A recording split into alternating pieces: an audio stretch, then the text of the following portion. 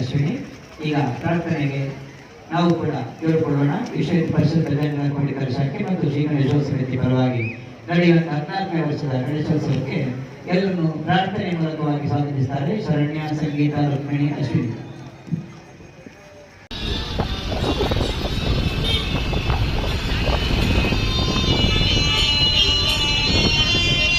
ಎದುರು ಮುಂತಾಗಿ